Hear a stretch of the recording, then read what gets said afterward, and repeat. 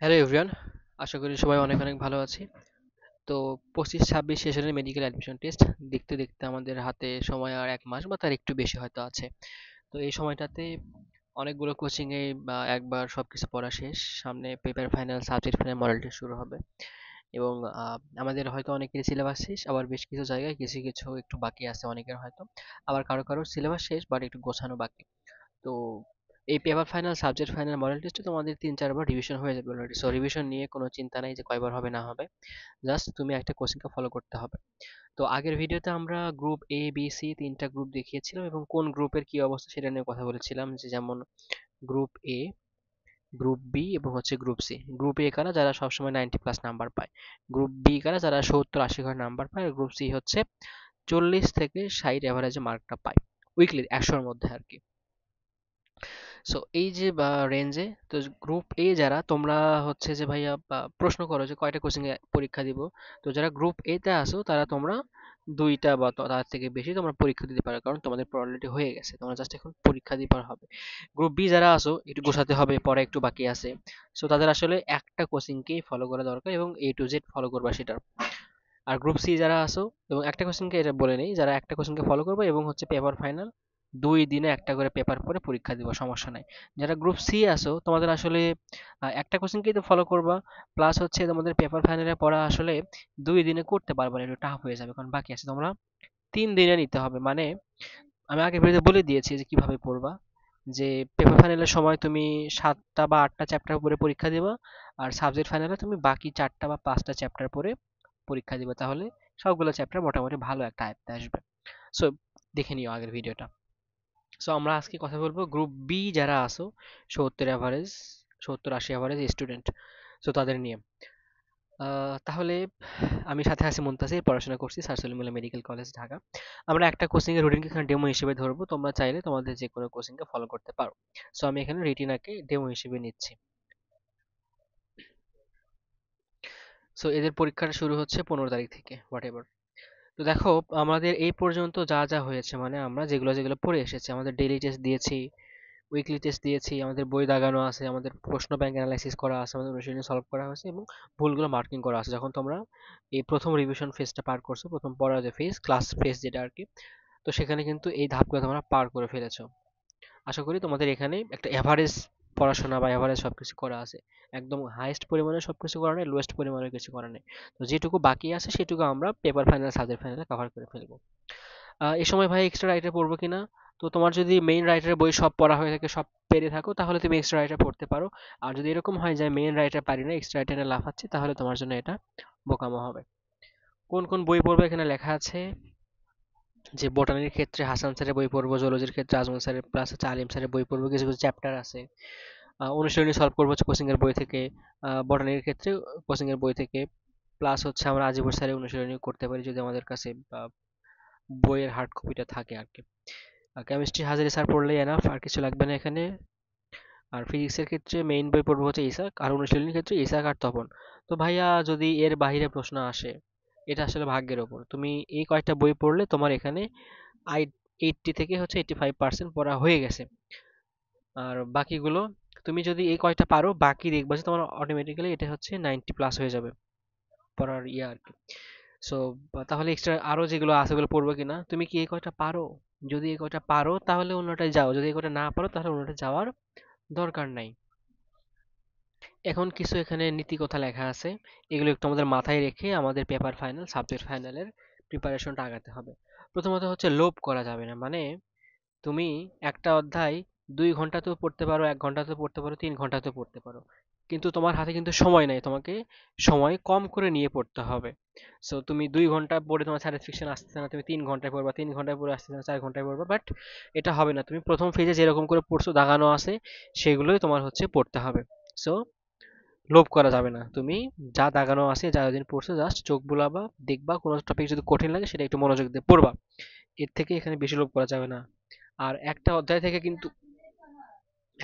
কিন্তু সব প্রশ্ন আসে না। সো মাথায় রাখবা যে তুমি একটা অধ্যায় একদম হাফেজ হয়ে গেছে 100%, এবং তোমার আরেকটা অধ্যায়ে তুমি 10%ও পড়ো নাই, এরকম যেন না হয়। তোমার সব অধ্যায় যেন পড়া থাকে ভালো করে। আহ এটা তো হলো। আবার দেখবা যে তুমি কিছু কিছু চ্যাপ্টার খুব ভালো পারো আগে থেকেই, মানে ইন্টার লাইফ থেকে। সো কিছু কিছু চ্যাপ্টার ভালো পারো, সেই চ্যাপ্টারগুলোতে কিন্তু সময় বেশি দেওয়া লাগবে না, তুমি ওগুলো রিভিশন না দিলেও ওগুলো পারবা। যেমন আমার ধরো হচ্ছে আমি পরিপাক চ্যাপ্টার পারতাম, তারপর রক্ত চ্যাপ্টার পারতাম, বোটানির ক্ষেত্রে 7, 8, 9 এরকম বেশ কিছু চ্যাপ্টার ছিল যেগুলো আমি এমনিতেই পারতাম, আমার দেখা লাগতো না রিভিশন দেওয়ার সময়, এমনি চোখ বুলাতে পারতাম। আর যেগুলো হচ্ছে কম বোঝো বা কম পারো সেগুলোতে একটু সময় বেশি দিবা, যেগুলো পারো সেগুলোতে সময় কম দিয়ে কম পারা চ্যাপ্টারগুলোতে একটু সময় কি করবা, বেশি দিবা। সো আমরা এখানে হচ্ছে তিনটা গ্রুপ বি যারা আছো তাদেরকে তিনটা স্টেপে পড়াশোনা করার একটু হচ্ছে গাইডলাইন দেই বা কথা বলি, যে প্রথম স্টেপে আমরা মেইন বই পড়বো, সাথে প্রশ্ন ব্যাংক রাখবো, আর অনুশীলনী যেগুলো ভুল করতাম সেগুলোতে মার্ক করা আছে সেগুলো আমরা দেখবো। এবার স্টেপ বি তে আমরা হচ্ছে মেইন বই দেখবো আর হচ্ছে অনুশীলনী এবার ভালো করে পড়বো, এবার অনুশীলনীতে ফোকাস দিব। প্রথমবারে ফোকাস ছিল মেইন বইয়ে, সেকেন্ড বারে ফোকাস দিব অনুশীলনীতে। আর স্টেপ সি তে গিয়ে আমরা মেইন বই তো দেখবোই, সাথে হচ্ছে এক্সট্রা রাইটার আছে, সেখান থেকে আমরা এক্সট্রা রাইটার গুলো হচ্ছে খেয়াল করব। তাহলে স্টেপ সি তে গিয়ে কি করবো, মেইন বইয়ের সাথে এক্সট্রা রাইটার যেটা আছে যদি সময় থাকে দেখবো। এটা কই থেকে দেখবো, তোমাদের রেটিনা থেকে মেডি মাইক্রো দিবে বা তোমাদের বিভিন্ন কোচিং থেকে সাজেশন দিবে যে কোন টপিক এক্সট্রা রাইটার থেকে পড়তে হবে, সেটা লেখাই থাকে। তো জাস্ট সেই টপিকটা এক্সট্রা রাইটার বা ডাইজেস্ট থেকে আমরা কিন্তু পড়ে নিতে পারি। ওকে, তাহলে হচ্ছে স্টেপ এ বি সি তোমার এখানে কিন্তু তিনটা ধাপে রিভিশন হয়ে যাবে। এখন ভাইয়া কখন কতক্ষণ করে পড়বো, আপনি কতক্ষণ ধরে পড়েছেন, এটা একটা প্রশ্ন থাকে। তুমি সকালে 4 ঘন্টা পড়লা, দুপুর বিকেলে মিলে তুমি 3 ঘন্টা পড়লা, আর রাতে তো নর্মালি 4-5 ঘন্টার মধ্যে পড়া হয়ে যায় থাকে। তো এভারেজ হচ্ছে 11 থেকে 4 ঘন্টা, তোমার 16-17 ঘন্টা এখানে পড়তে হবে না। তুমি কোচিং এ পরীক্ষা দিবা 1 ঘন্টা, যাওয়া আসার সময় মিলে তোমার 2 ঘন্টা, আর বাকি সময় তুমি বাসায় থাকবা, খাবা দাবা, আর হচ্ছে ঘুমাবা, আর হচ্ছে এই একটু করে পড়বা, সকালে উঠবা, রাতে তাড়াতাড়ি ঘুমাই যাবা। রাত জাগার দরকার নেই, আর যারা আগে থেকে অভ্যাস করে ফেলেছো তাদের জন্য আলাদা হিসাব। সো আমি যেহেতু রাতে তাড়াতাড়ি ঘুমাতাম, সকালে উঠতাম, সো আমার জন্য এটা কোনো ব্যাপার ছিল না। আমি খাওয়ার আগে 2 ঘন্টা পড়তে পারতাম সকালে, এবং খাওয়ার পরে 2 ঘন্টা। এরপরে কোচিং এ যাইতাম, কোচিং থেকে এসে একটু ঘুমায় তারপরে গোসল করে আমি সেখানে 2 থেকে 3 ঘন্টা অলরেডি বিকাল পর্যন্ত পড়তাম। সন্ধ্যার দিকে আমি আবার হচ্ছে কি করতাম, দেখা যায় একটু ঘুরতে বের হতাম।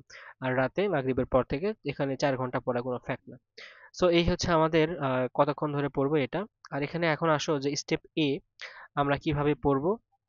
স্টেপ এ তে আমি 13 তারিখ থেকে রাখছি 25 তারিখ পর্যন্ত, এটা হচ্ছে একদম প্রথম যে রিভিশনটা দিব সেটা। সো কখন কিভাবে কি পড়বো, আমি সকাল দুপুর প্লাস বিকেল, যেখানে তুমি 3 ঘন্টা পড়বে, আর হচ্ছে রাত রাখছি। সো কখন কোনটা পড়বা লেখা আছে 13 তারিখে। দেখো সকালে তুমি হচ্ছে বটানির 9-10 চ্যাপ্টার পড়লা, তুমি দুপুর বিকেলে পড়লা 7-8 চ্যাপ্টার, রাতে হচ্ছে 1-2-3, মানে তুমি সহজ কঠিন একটু মিক্স করে নিবা যেন তোমার হচ্ছে সময়টা কাভার হয়।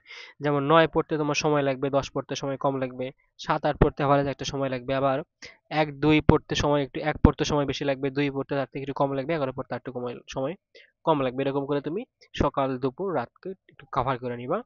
আর সাথে হচ্ছে জিকে ইংলিশটা হচ্ছে একটু রেগুলার পড়বা, এরকম করে রাখবা।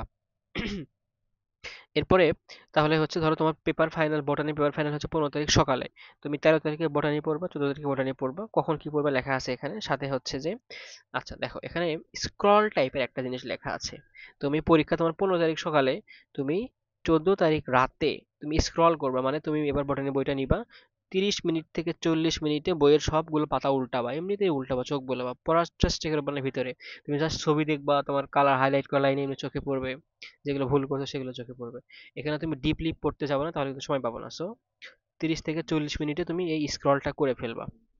আর তারপরের দিন সকালে তুমি ঘুম থেকে উঠবা, উঠে হচ্ছে একটা বোটানি পেপার ফাইনাল সলভ করলা, সেটা আগে নিজে সলভ করবো, তারপরে অ্যান্সার দেখবা, দেখবা অনেকগুলো তোমার এখানে হয়ে গেছে। সলভ শিট দেখবা, এটা কই থেকে দেখবো, আমাদের কোচিং থেকে একটা বই দেওয়া হয়, বা যেটা যেটা দেখ না কেন মডেল টেস্ট প্র্যাকটিসের জন্য, সেখান থেকে কিন্তু করে ফেলতে পারবা। সো এরকম করে সবগুলোতে স্ক্রল জেড এগুলো লেখা আছে, তারপর জিকে ইন্টারন্যাশনাল লেখা আছে, ইংলিশ লেখা আছে। সো তোমরা হচ্ছে তাহলে এখান থেকে এটার স্ক্রিনশটটা দিয়ে নাও, বা এই ছবিটা আমি হচ্ছে দিয়ে দিব গ্রুপে। সো এটা হচ্ছে আমাদের স্টেপ এ চলে গেল। এবার আসা হচ্ছে স্টেপ 2 বা স্টেপ বি তে, এখানে আমরা 25 থেকে 28 তারিখ রাখছি। আমরা এখানে ফোকাস করব কি, ফোকাস করব হচ্ছে অনুশীলনীতে। এটা স্ক্রিনশট দিয়ে নাও, আমি বলে দিচ্ছি কি আছে এখানে। ওকে, সো এবার আসো 25 তারিখ আমাদের দুপুরে হচ্ছে আমরা অনুশীলনী করব, 1 থেকে 8 এর অনুশীলনীগুলো সলভ করব। দুপুরে তোমার 3 ঘন্টা সময় আছে, 3 ঘন্টায় কাভার করতে পারবা, সমস্যা নেই, কারণ অলরেডি তুমি সলভ করছো। এখন জাস্ট হচ্ছে চোখ বুলাবা আর 2-1টা করে একটু ভালো করে দেখবা। আর রাতে হচ্ছে আর কয়টা চ্যাপ্টার কি পড়বা না পড়বা লেখা আছে, আর এখানে স্ক্রল আবার হচ্ছে তোমার লেখা আছে যে তুমি কি কি স্ক্রল করবা। স্ক্রল করতে কতক্ষণ সময় নিবা? সর্বোচ্চ হচ্ছে 40 মিনিট বা 50 মিনিট এরকম করে নিবা এখন এই ধাপে এসে। সো এখানে হচ্ছে 28 তারিখ পর্যন্ত তোমার। তাহলে আগে হচ্ছে মেইন বই শেষ, প্রশ্ন ব্যাংক দেখার সময় দেখছিলা, এবার অনুশীলনটা খুব ভালো করে দেখবে, সাথে মেইন বই রাখলা, আবার স্ক্রলটাও করলা। দেখো স্ক্রলেও কিন্তু আমাদের একবার করে রিভিশন হয়ে যাচ্ছে। এবার আসা হচ্ছে স্টেপ সি তে, 29 থেকে 4 তারিখ পর্যন্ত। এবার কি করবো আমরা? রিভিশন দিব। তারপরে হচ্ছে জিকে এইটা রাখবো, আর হচ্ছে মডেল টেস্টটা সলভ করব। এখন দেখো তোমার কোচিং এ হচ্ছে দেখো এবার botany subject final, sorry biology subject final, chemistry subject final, physics subject final, আর হচ্ছে মাঝখানে মডেল টেস্ট দেওয়া আছে। তাহলে যখন তোমার বায়োলজি সাবজেক্ট ফাইনাল, তার আগের দিন তুমি হচ্ছে কি করবা? একদিনে 2 পেপার পড়ে ফেলবা। আগে তো একদিন 2 দিনে একটা পেপার পড়ছো, এখন কি করবা? একদিনে 2 পেপার। তুমি সর্বোচ্চ হলে কতক্ষণ করে সময় নিবা পার পেপারে? তোমার পার পেপারে তুমি 6 থেকে 7 ঘন্টা সময় নিবা পার পেপার, মানে ধরো বোটানি 6 থেকে 7 ঘন্টা। কারণ তুমি এখন কিন্তু সব পারো, জাস্ট এখন তোমার একটা হচ্ছে মাথার মধ্যে একটা হচ্ছে কি বলে এটাকে, মানে কমন সেন্স টাইপের একটা জিনিস গ্রো করবে এখানে, সাবসেন্স বা সরি রেসিডুয়াল একটা নলেজ তোমার মাথার মধ্যে অলরেডি ক্রিয়েট হয়ে গেছে। তো তোমার কিন্তু রেসিডুয়াল নলেজ দিয়ে পরীক্ষাটা হবে। তুমি পরীক্ষা হলে সব বুঝে বুঝে বুঝে বুঝে 1 ঘন্টায় করতে পারবে না, বা হচ্ছে আমাদের এরকম 75 মিনিট দিছে যেহেতু সমস্যা নেই। সো তাহলে হচ্ছে আগের দিন তুমি এরকম করে বোটানি জলজি পড়ে গেলাম। এরপরে তুমি তোমার আছে কেমিস্ট্রি, আছে হচ্ছে কবে? 2 তারিখে। তুমি 30 তারিখ 1 তারিখ কেমিস্ট্রি ফার্স্ট সেকেন্ড রাখলে, সময় দিয়ে করলা। আবার স্ক্রল এখানে লেখা আছে, তুমি স্ক্রল কি কি করবা সেটাও এখানে লেখা আছে। তুমি মডেল টেস্টের জন্য আলাদা করে প্রিপারেশন নেওয়ার দরকার নেই। এভাবে যে রুটিন যেভাবে করা আছে তুমি এটা হচ্ছে ফলো করো।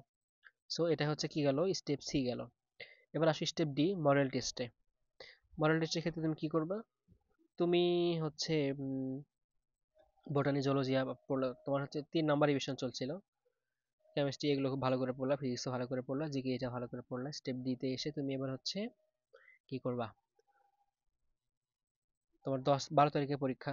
এখানে 5 থেকে 8 দিন। দেখো বোটানি রাখছি, ফিজিক্স রাখছি, জিকে আর হচ্ছে কেমিস্ট্রি। তো তোমার যেটা গ্যাপ থাকবে তুমি সেটা হচ্ছে স্টেপ ডি তে এসে ফিল আপ করে নিবা, আর হচ্ছে স্ক্রলটা রাখবা। স্ক্রল রাখবা, প্লাস হচ্ছে আগের যে পেপার ফাইনাল সাবজেক্ট ফাইনালে যে ভুলগুলো করছো সেগুলো একটু হচ্ছে প্রশ্ন খুলে খুলে একটু চোখ বুলানোর ট্রাই করবো, দেখবে তাহলে হচ্ছে ভুলগুলো আর হবে না। সো তাহলে এভাবে পড়তে থাকো। তোমরা যদি নিজেদের মতো করে পড়াশোনা করো সেটাও সম্ভব। আমি তোমাদের দেখালাম অ্যাপ্রোচটা কিভাবে করা দরকার। যে কোচিং এ পড়ো না কেন একটা জায়গায় পরীক্ষা দাও, সেটা রুটিন ভালো করে ফলো করো। সেই অনুযায়ী এখান থেকে তোমরা একটু আইডিয়া নিতে পারো, তাহলে আশা করি ভালো একটা রেজাল্ট হবে। এই সময় কোচিং ছেড়ে দেওয়ার চিন্তা ভাবনা করবা না, যে কোচিং ছেড়ে দিয়ে আমি নিজে বাসায় পড়ি, দরকার নেই। তুমি কুল কিনারা খুঁজে পাবো না যে কি হবে না হবে, পরে দেখবে একবারও ঠিকমতো পড়াশোনা হয় নাই। সো কোচিং এর সাথে থাকো, একটা রুটিনকে ফলো করো। ধন্যবাদ সকলকে। আসসালামু আলাইকুম। All the best.